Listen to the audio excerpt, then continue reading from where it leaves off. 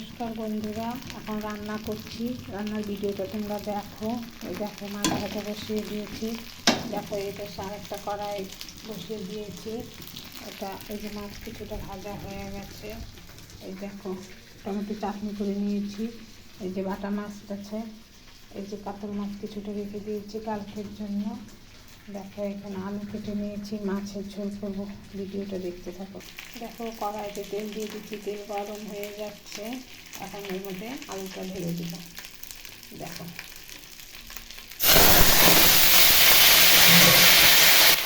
দেখো এখন একটু লবণ দিয়ে দিলাম। দেখো হলুদ দিয়ে দিলাম। এখন একটু নাড়াচাড়া করে নেব। দেখো এখন আদা আর এই যে লঙ্কা বেটে নেব। আদা আর লঙ্কা বেটে নেব। দেখো আলুটা ভাজা হয়ে গেছে, এখন আলুটা উঠিয়ে নেব।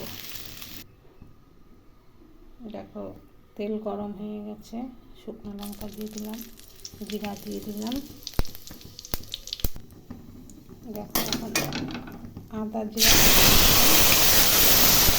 এখন একটু ভাজা ভাজা সামান্য লবণ দিয়ে দিলাম, সামান্য হলুদ দিয়ে দিলাম। দেখো এখন টমেটো কুচি দিয়ে দিলাম, নাড়াচাড়া করবো।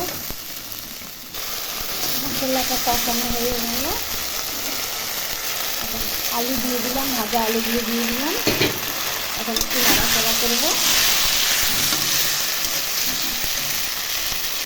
তরকারিটা কষানো হয়ে গেছে, এখন জল দিয়ে দিলাম। জলটা ফুটবে তখন। দেখো ঝোল হয়ে গেছে, এখন একটু জিরার গুঁড়ো দিয়ে দিলাম। ঝোল ফুটে গেছে, এখানে যে মাছগুলো দিয়ে দিলাম। সামান্য গরম মশলা দিয়ে দিলাম, ধনিয়া পাতা দিয়ে দিলাম। এরকম হালকা পাতলা ঝোল রুই মাছের খেতে দারুণ লাগে। অল্প মশলা দিয়ে তোমরা ট্রাই করে দেখবা। ভিডিওটা ভালো লাগলে লাইক শেয়ার কমেন্ট করে দিও।